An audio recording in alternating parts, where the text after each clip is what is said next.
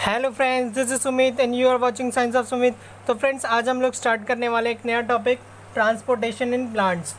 Friends, इस topic के अंदर हम लोगों को समझना है कि प्लांट्स के अंदर किस तरीके से ट्रांसपोर्टेशन होता है, फूड का, वाटर का और मिनरल्स का।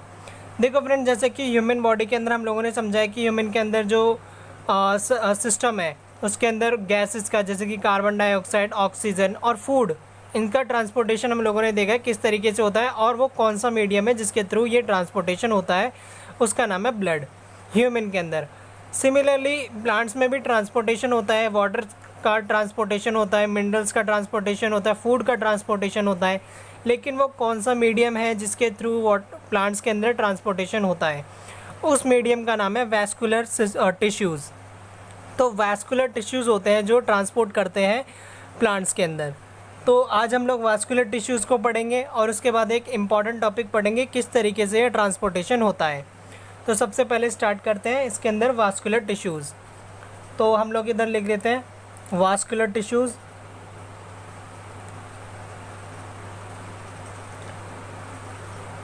तो वास्कुलर टिश्यूज़ रिस्पॉन्सिबल होते हैं किसके लिए? ट्रांसपोर्टेशन के लिए।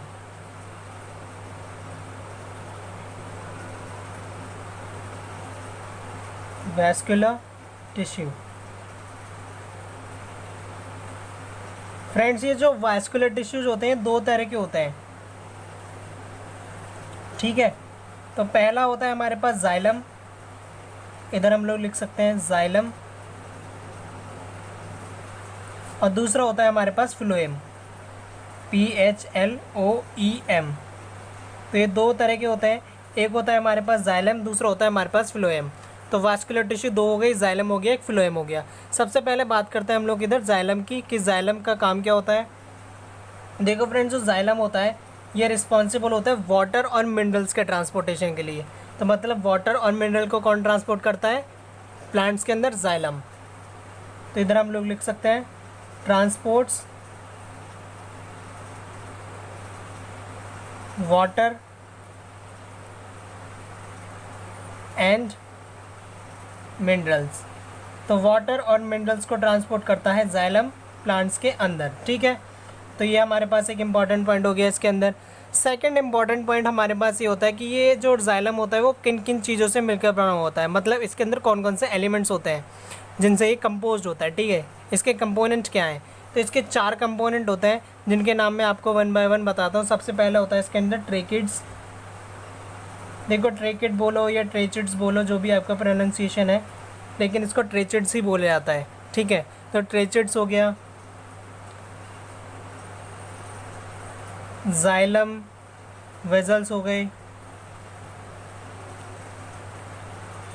थर्ड हमारे पास हो गया इसके अंदर xylem parenchyma,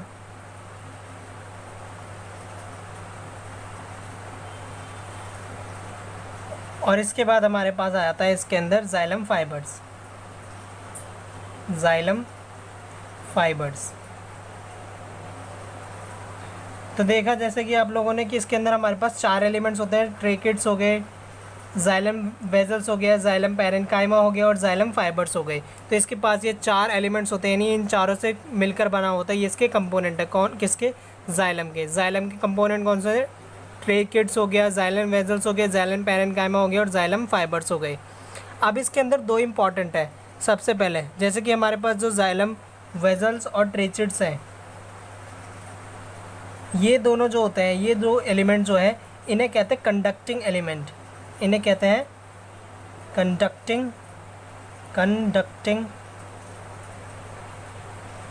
element. Conducting element इसलिए बोलते हैं क्योंकि ये कंडक्शन का काम करती है। किसका कंडक्शन करेंगी? वाटर और मिनरल्स को कंडक्ट करने का काम यही करते हैं। मतलब वाटर और मिनरल को मेनली कौन पहुंचाता है? ट्रेचिड्स और जाइलम वेजल्स पहुंचाने का काम करती है, इसलिए इन्हें कहते हैं कंडक्टिंग एलिमेंट, ठीक है। तो इसके पास इसके अंदर हम लोगों ने देख लिया कंडक्टिंग एलिमेंट्स और इसके कंपोनेंट, और ये वाटर मिनरल को ट्रांसपोर्ट करता है। सेकंड इंपॉर्टेंट चीज़ जो फ्रेंड्स इसके अंदर होती है जाइलम के अंदर, वो ये होता है कि जाइलम जो होता है पूरा का पूरा एक ट्यूब बनाता है। मतलब इसके रूट हेयर से लेके, प्लांट के अंदर जो रूट हेयर होते हैं अंदर से नीचे से लेकर, इसके रूट हेयर से लेके स्टेम और इसके अलग अलग प्लांट पार्ट्स तक, जैसे कि इसकी लीफ हो गई, लीफ के अंदर वेन्स होती है ना, देखो आपको दिखेगी जब आप कोई लीफ देखेंगे आप किसी भी प्लांट की, तो उसकी लीफ के अंदर आपको छोटी छोटी ऐसा लगेगा कि कुछ नसें टाइप यानी वेन्स टाइप कुछ बनी हुई हैं। तो उसकी जो वेन्स होती हैं रूट हेयर से लेके इसकी लीफ तक, स्टेम तक, हर तरफ तक ये एक ट्यूब का सिस्टम बना देती है पूरा का पूरा। कौन? जाइलम। जाइलम एक ट्यूबिंग सिस्टम बना देती है जिसके थ्रू फिर वाटर और मिनरल का वो ट्रांसपोर्ट करती है। रूट हेयर से वाटर को लेके जाएंगी, मिनरल्स को लेके जाएंगी और स्टेम तक, लीफ तक वाटर और मिनरल्स को ट्रांसपोर्ट कर देते हैं। तो इस तरीके से हम लोगों ने देखा कि जाइलम का किस तरीके से कंडक्शन होता है, मतलब जाइलम किस तरीके से ट्रांसपोर्टेशन करता है। फ्रेंड्स, इसके बाद हमारे पास आता है फ्लोएम। फ्लोएम देखो बहुत इंपॉर्टेंट है। फ्लोएम हमारे पास इसके अंदर जो प्लांट्स के अंदर ट्रांसपोर्ट करने का काम करता है वो फूड को। तो इधर हम लोग लिख सकते हैं ट्रांसपोर्ट्स फूड। तो ये फूड को ट्रांसपोर्ट करने का काम करता है। सेकंड इम्पॉर्टेंट चीज़, जैसे कि हम लोगों ने इधर देखा था, इसके पास 4 कंपोनेंट हैं। वो 4 कंपोनेंट कौन कौन से हैं? पहला, दूसरा, तीसरा और ये चौथा हो गया। ठीक है, इसी तरीके से इसके अंदर भी हमारे पास 4 कंपोनेंट होते हैं। सबसे पहला कंपोनेंट जो इसके अंदर हमारे पास होता है वो है सीव ट्यूब्स। तो इधर हम लोग लिख लेते हैं सीव ट्यूब्स। सेकेंड हमारे पास हो गया इसके अंदर companion cells. Companion COMPANION cells. ठीक है, कंपेनियन सेल्स। थर्ड हमारे पास हो गया इसके अंदर, जैसे इधर जाइलम पैरेन्काइमा था इसलिए इधर फ्लोएम पैरेन्काइमा होगा। Phloem parenchyma. अब फोर्थ कंपोनेंट जो इसके अंदर होता है वो होता है हमारे पास बास्ट फाइबर्स। ठीक है, तो ये इसके कंपोनेंट हो गए। तो इसके पहला, दूसरा, तीसरा और चौथा, ये 4 कंपोनेंट हो गए। इसके अंदर फ्रेंड्स जो सीव ट्यूब्स होता है, सिर्फ ये सीव ट्यूब ये होता है इसके अंदर कंडक्टिंग एलिमेंट। जाइलम के अंदर ट्रेचिड्स और जाइलम वेजल्स इसके अंदर कंडक्टिंग एलिमेंट थे और फ्लोएम के अंदर सीव ट्यूब्स कंडक्टिंग एलिमेंट होता है। तो फ्रेंड्स, ये था हमारे पास जाइलम और फ्लोएम जो कि वास्कुलर टिश्यूज़ होते हैं किसके अंदर? प्लांट्स के अंदर, जो कि ट्रांसपोर्ट करने का काम करता है वाटर, मिनरल्स को और फूड को। ठीक है, इसके बाद फ्रेंड्स हमारे पास एक इंपॉर्टेंट टॉपिक इसी के अंदर आता है, वो है हमारे पास एसेंट ऑफ शेप। तो बात करते हैं हम लोग एसेंट ऑफ शेप की, जिसके अंदर हम लोग देखेंगे किस तरीके से ट्रांसपोर्टेशन होता है। तो चलिए फ्रेंड्स, अब बात करते हैं एसेंट ऑफ शेप की। तो फ्रेंड्स, एसेंट ऑफ शेप क्या होता है मैं अभी आपको समझाता हूँ।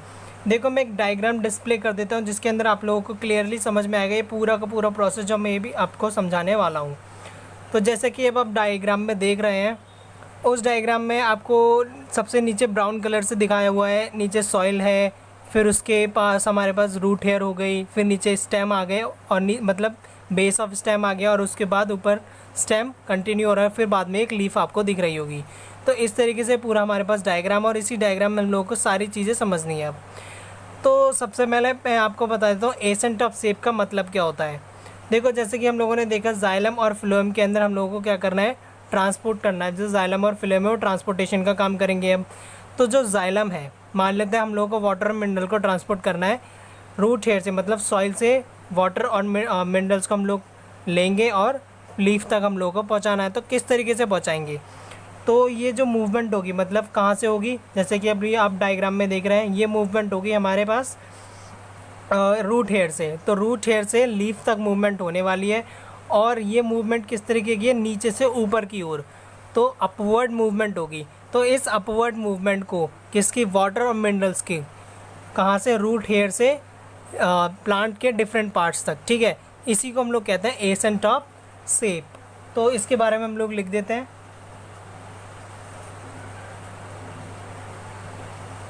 the upward movement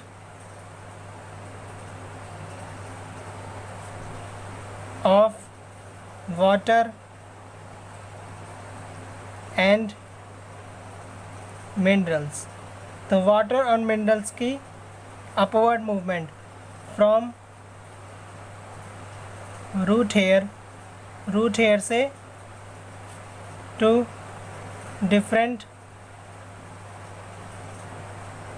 plant parts, मतलब अलग अलग हिस्सों तक, अलग अलग हिस्से कौन से प्लांट्स के, जैसे कि स्टेम हो गया, लीफ हो गया, ब्रांचेस हो गई, तो वहाँ तक पहुँचाने का काम करता है कौन, ये जाइलम और फ्लूम, ठीक है ना। किसको, जाइलम क्या करेगी, वाटर मिनरल को ट्रांसपोर्ट करेगी, इसी को कहते हैं एसेंट ऑफ शेप, ठीक है। तो ये हमारे पास एसेंट ऑफ शेप है। अब इसके अंदर हम लोगों के पास बहुत सारे स्टेप है जो हम लोगों को समझने हैं, जो जिससे पूरा प्रोसेस आपको समझ में आएगा। तो सबसे पहला स्टेप है हमारे पास इसके अंदर, रूट हेयर में वाटर को ट्रांसपोर्ट मतलब पहुंचाना, कहाँ से, सॉइल से। तो सॉइल से वाटर को ट्रांसपोर्ट कौन करेगा, एक प्रोसेस होगा जिसको हम लोग कहते हैं ऑस्मोसिस, ठीक है। तो ऑस्मोसिस में क्या होता है, एक मेम्ब्रेन के थ्रू वाटर ट्रांसपोर्ट करता है एक मीडियम से दूसरे मीडियम, यानी एक जगह से दूसरी जगह पर ट्रांसपोर्ट होता है। तो ये जो ट्रांसपोर्टेशन होता है वाटर का, इसको कहता है ऑस्मोसिस, ठीक है, जैसे कि आप लोग जानते ही हैं पहले से ही। तो देखो जो फ्रेंड्स डायग्राम में आप जैसे कि देख रहे हैं, सबसे पहला स्टेप यही है। इसमें क्या है, जो रूट हेयर्स होती हैं प्लांट के अंदर, जो रूट हेयर्स होती हैं, वो रूट हेयर की जो वॉल होती है बहुत ज़्यादा थिन होती है, मतलब बहुत पतली होती है, और जितनी ज़्यादा पतली होगी उतनी ज़्यादा वाटर का ट्रांसपोर्ट आसानी से हो सकता है, मतलब ऑस्मोसिस उतना ईजी हो जाएगा। अब ऑस्मोसिस जितना ईजी हो जाएगा, वाटर सॉइल से कहाँ एंटर कर जाएगा, फिर रूट हेयर में कर जाएगा, कौन सा प्रोसेस, ऑस्मोसिस के थ्रू, ठीक है, कर गया। अब वाटर कहाँ पहुँच गया है, डायग्राम में आप समझ सकते हैं, वाटर पहुँच चुका है रूट हेयर के अंदर। अब रूट हेयर में वाटर पहुँच चुका है, लेकिन वाटर को अब आगे कहाँ जाना है, एग्जैक्टली उसका जो एम है वो कहाँ है, लीफ तक उसको जाना है। लेकिन सबसे पहले वाटर कहाँ पहुँचेगा, रूट हेयर से वाटर पहुँचेगा स्टेम के बेस तक, यानी बेस ऑफ स्टेम तक वाटर पहुँचेगा। तो बेस ऑफ स्टेम तक वाटर कैसे पहुँचेगा, देखो एक हॉरिजॉन्टल डायरेक्शन आपको देख रहा होगी डायग्राम में, एक हॉरिजॉन्टल बन गया है। तो उसको समझने के लिए वो क्या करेगा, एक प्रेशर क्रिएट होगा, कहाँ, रूट के अंदर, मतलब रूट जो होगी स्टेम, बेस ऑफ स्टेम में देखो वाटर तो है नहीं, लेकिन रूट हेयर में वाटर है अभी। अब रूट हेयर में वाटर है और इधर वाटर नहीं है, तो उसकी वजह से एक डिफरेंस क्रिएट हो गया जो कि प्रेशर का काम करेगा, ठीक है। और उस प्रेशर को हम लोग बोलते हैं रूट प्रेशर, ठीक है। तो सबसे पहला काम क्या है, वो रूट प्रेशर बनाएगा, ठीक है। देखो हम लोग इसके बारे में लिखेंगे नहीं, लेकिन इसके बारे में हम लोग समझते ज़रूर जा रहे हैं कि रूट प्रेशर क्या होगा। सबसे पहले उसने बनाया रूट प्रेशर, जिसे हम कहेंगे रूट प्रेशर। तो उस रूट प्रेशर की वजह से फिर वो रूट हेयर से वाटर कहाँ पहुँच जाएगा, बेस ऑफ स्टेम में। अब बेस ऑफ स्टेम में वाटर पहुँच चुका है, अब वाटर बेस ऑफ स्टेम में पहुँच गया। इसके बाद वाटर का काम क्या है, देखो रूट प्रेशर की वजह से स्टेम तक वाटर पहुँच चुका है, ठीक है। अब वाटर स्टेम तक पहुंच गया है, मतलब बेस ऑफ स्टेम तक पहुंच गया। अब वहाँ पे स्टार्ट होगा कैपिलरी रिएक्शन, ठीक है। उस कैपिलरी रिएक्शन की वजह से क्या होगा, जो वाटर है वो राइज अप करेगा, कहाँ पर जाएगा, मतलब बेस ऑफ स्टेम से ऊपर की ओर जाएगा, मतलब स्टेम में ऊपर की ओर जाएगा, जैसे कि हमारे पास डायग्राम में आप समझ सकते हैं। तो अब वाटर कहाँ जा रहा है, ऊपर की ओर जाएगा, स्टेम से, मतलब स्टेम के अंदर जाएगा ऊपर की ओर, बेस ऑफ स्टेम से ऊपर की ओर बढ़ेगा कैपिलरी एक्शन के थ्रू। अभी कैपिलरी एक्शन क्या होता है, देखो कैपिलरी वर्ड का मतलब समझिए पहले। कैपिलरी का मतलब होता है एक फाइन ट्यूब, मतलब बहुत पतली पतली ट्यूब्स, बहुत पतली ट्यूब्स। उन पतली ट्यूब्स के अंदर क्या होता है, वाटर या कोई भी लिक्विड आसानी से राइज अप कर जाता है।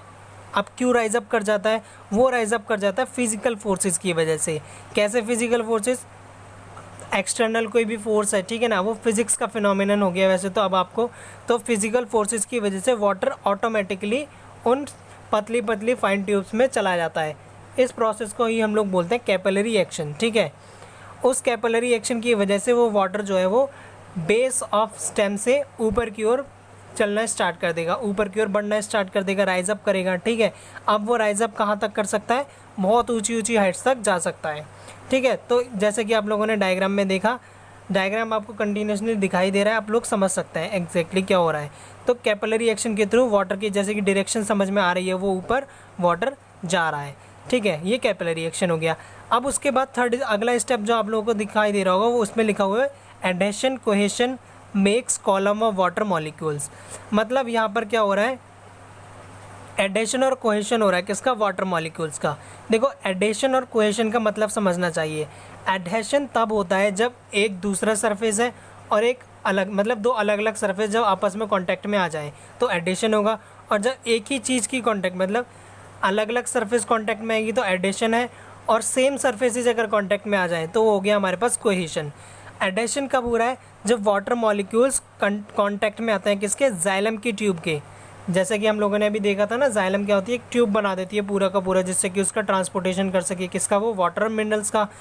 तो जब वाटर मॉलिक्यूल्स यानी वाटर जो है वो जाइलम के उस ट्यूबिंग के कांटेक्ट में आता है, तो वहाँ होता है एडेशन। उसको एडेसिव फोर्स कह सकते हैं। वहाँ पे एक एडेशन के कारण उसको एडेशन बोलेंगे, ठीक है। अब कोहेशन कहाँ होता है?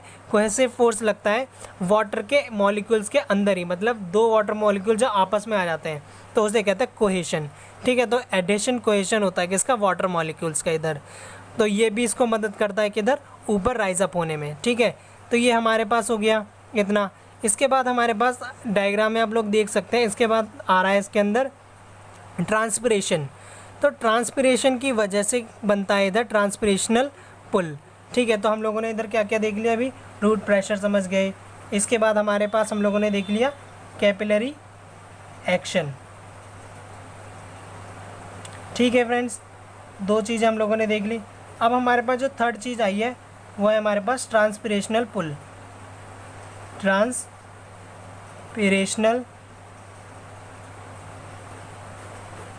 पुल, तो ये हमारे पास थर्ड चीज़ आ गई ट्रांसपिरेशनल पुल। अब देखो ट्रांसपिरेशनल पुल आपको समझ में आएगा ट्रांसपिरेशन से। ट्रांसपिरेशन से क्या मतलब होता है? ट्रांसपिरेशन का मतलब होता है loss of water vapours through stomata. देखो जैसा कि हम लोग जानते हैं कि जो लीफ होती है उसके अंदर होते हैं स्टोमेटा, जैसे कि एक्सचेंज ऑफ गैसेस में भी हम लोगों ने देखा था कि स्टोमेटा के थ्रू ही गैसेस का एक्सचेंज होता है, ठीक है। जब स्टोमेटा ओपन होती है तो गैसेस का एक्सचेंज होता है, क्लोज होता है तब, तो ओपनिंग और क्लोजिंग होती है स्टोमेटा की। तो इसी तरीके से वाटर को भी कंट्रोल करने का काम करता है, मतलब वाटर की अमाउंट को रेगुलेट करने का काम करता है लीव्स के अंदर स्टोमेटा। देखो अभी हम लोगों ने देखा स्टेम में वाटर ऊपर की ओर जा रहा है, राइज अप कर रहा है धीरे धीरे, ठीक है। उसी तरीके से जो वाटर होता है फिर आगे लीफ तक पहुंचने वाला है, लीफ तक पहुंच गया। अब मान लेते हैं वाटर की अमाउंट को ज़्यादा पहुंच गई लीफ तक, तो इस तरीके से तो गड़बड़ है। तो जो स्टोमेटा होती हैं वो ओपन होते हैं और उस वाटर मॉलिक्यूल को बाहर निकाल देती हैं। कहाँ से? लीफ से, जिससे कि उसका लॉस हो सके, ठीक है, वो बाहर निकल जाए और वो कंट्रोल हो सके, रेगुलेट हो सके पूरा, ठीक है, अमाउंट जो है उसकी। तो लॉस कर देती हैं वाटर को वेपर्स की फॉर्म में थ्रू स्टोमेटा। ये लेंटेसिल्स जो उसके स्टेम में होंगे, ठीक है, लेंटेसिल्स ये स्टोमेटा के थ्रू उसको लॉस कर देंगी वाटर वेपर की फॉर्म में, ठीक है। इसी प्रोसेस को बोला जाता है ट्रांसपिरेशन, ठीक है। अब इस ट्रांसपिरेशन की वजह से देखो वाटर का लॉस हो गया, ट्रांसपिरेशन हो रहा है मतलब। अब ट्रांसपिरेशन हो गया तो ट्रांसपिरेशन की वजह से क्या होता है? स्टोमेटा के अंदर वैक्यूम बन जाता है, ठीक है। अब उसके अंदर वैक्यूम बन गया, अब देखो अंदर वहाँ खाली जगह है, तो मतलब उसको अब वाटर मॉलिक्यूल की ज़रूरत है, वाटर नहीं है उसके पास। अब वाटर के लिए वो क्या करेगा? उस एक्शन को और तेज़ कर देगा, किसको? कैपिलरी एक्शन को, मतलब वाटर के राइज अप को और बढ़ा देगा कि और जल्दी करो, जल्दी सकअप होगा वाटर कॉलम, ठीक है ना, जाइलम ट्यूब्स के थ्रू, ठीक है, और जल्दी ऊपर आ जाएगा और ज़्यादा ऊंची हाइट्स तक जा सकता है। किसके थ्रू? ट्रांसपिरेशनल पुल। ट्रांसपिरेशनल पुल क्यों? ट्रांसपिरेशन हो गया और उस ट्रांसपिरेशन की वजह से वाटर मॉलिक्यूल को ऊपर और स्पीड से आना पड़ रहा है, ठीक है। तो एक पुल बन रहा है पूरा का, एक खिंचाव बन रहा है, किसकी वजह से? ट्रांसपिरेशन की वजह से, इसलिए इसे बोला जा रहा है ट्रांसपिरेशनल पुल। तो ये हो गया हमारे पास ट्रांसपिरेशनल पुल। तो फ्रेंड्स ये हम लोगों ने देखा कि किस तरीके से वाटर मॉलिक्यूल्स का ट्रांसपोर्टेशन होता है या किस तरीके से मिनरल्स का ट्रांसपोर्ट होता है प्लांट के अंदर, ठीक है। हम लोगों ने पूरा समझ लिया, ये हमारे पास एसेंट ऑफ सैप। अब इसके बाद हमारे पास आ जाता है ट्रांसपोर्ट ऑफ फूड। फूड का ट्रांसपोर्ट किस तरीके से होता है, तो अब हम लोगों को ये समझना है। जैसे कि हम लोग जानते हैं फूड का ट्रांसपोर्ट कौन करता है? फूड का ट्रांसपोर्ट करता है फ्लोएम, ठीक है। तो ट्रांसपोर्ट ऑफ फूड, फूड का ट्रांसपोर्ट करता है इसके अंदर फ्लोएम, ठीक है। अब फ्लोएम देखो फूड का ट्रांसपोर्ट क्यों करता है, पहले ये समझ लेते हैं। वो इसलिए करता है क्योंकि एनर्जी की ज़रूरत है। देखो फूड तभी चाहिए होता है जब हम लोगों को, ह्यूमन में बात करें, एनर्जी की जब ज़रूरत पड़ती है तभी हम लोग फूड खाते हैं, ठीक है। तो यही हमारी फूड रिक्वायरमेंट है कि हम लोग फूड क्यों लेते हैं। इसी तरीके से प्लांट्स के अंदर भी रिक्वायरमेंट है फूड की, कि उनको भी फूड चाहिए, क्योंकि भाई वो इतना काम कर रहे हैं, क्या? जाइलम के थ्रू वाटर और मिनरल्स को ट्रांसपोर्ट करने का काम कर रहे हैं। तो इतना काम करने के लिए क्या चाहिए? एनर्जी चाहिए। अब उस एनर्जी को कहाँ से यूज़ करेंगे, कैसे यूटिलाइज़ होगी? एनर्जी का यूटिलाइजेशन हो रहा है ठीक है। अब यूटिलाइज होती चली जाएगी तो फिर और बाकी एनर्जी कहाँ से मिलेगी, वो मिलेगी फूड से। तो इस वजह से फूड का ट्रांसपोर्ट होता है फ्लोएम के थ्रू पूरे प्लांट के अंदर। हाँ, इसके अंदर एक इम्पॉर्टेंट चीज़ जो हम लोगों को याद रखने वाली है वो यही है कि जाइलम का हम लोगों ने देखा वो एक एक्टिव ट्रांसपोर्ट था, ठीक है ना, हम लोगों ने देख लिया। इस तरीके से सॉरी, जो फूड है, फूड का जो ट्रांसपोर्ट है वो एक एक्टिव ट्रांसपोर्ट है, ठीक है। कैसा ट्रांसपोर्ट है ये, एक्टिव ट्रांसपोर्ट है। इधर हम लोग लिख सकते हैं एक्टिव ट्रांसपोर्ट। एक्टिव ट्रांसपोर्ट मतलब एनर्जी की ज़रूरत पड़ रही है, ठीक है ना, इसमें लिख सकते हैं एनर्जी रिक्वायर्ड, ठीक है।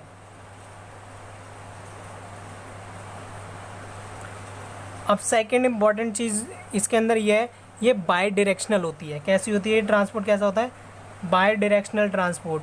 मतलब ऊपर के मतलब नीचे से ऊपर अपवर्ड डायरेक्शन में भी ट्रांसपोर्ट करेगा और डाउनवर्ड डायरेक्शन में भी ट्रांसपोर्ट होगा, तो बाई डायरेक्शनल ट्रांसपोर्ट। तो ये 2 वे ट्रांसपोर्ट होता है, हम लोग इधर लिख सकते हैं, तो ये बाई डायरेक्शनल ट्रांसपोर्ट है। तो ये हो गया हमारे पास इसके अंदर ट्रांसपोर्ट ऑफ फूड। तो फ्रेंड्स यही था हमारा आज का पूरा वीडियो लेक्चर, जिसके अंदर हम लोगों ने समझा ट्रांसपोर्टेशन इन प्लांट्स में किस तरीके से ट्रांसपोर्टेशन होता है, किसका, वाटर मॉलिक्यूल्स का, मिनरल्स का और फूड का। जाइलम फ्लोएम भी समझ लिया, एसेंट ऑफ सेप समझ लिया हम लोगों ने, इसके पूरे स्टेप समझ लिए, और फाइनली हम लोगों ने देखा ट्रांसपोर्ट ऑफ फूड के अंदर 2 इंपॉर्टेंट पॉइंट। तो आई होप आपको ये वीडियो पसंद आया होगा, तो प्लीज़ चैनल को सब्सक्राइब कीजिए, वीडियो पर लाइक कीजिए और कमेंट कीजिए कोई भी क्वेरी। Thank you.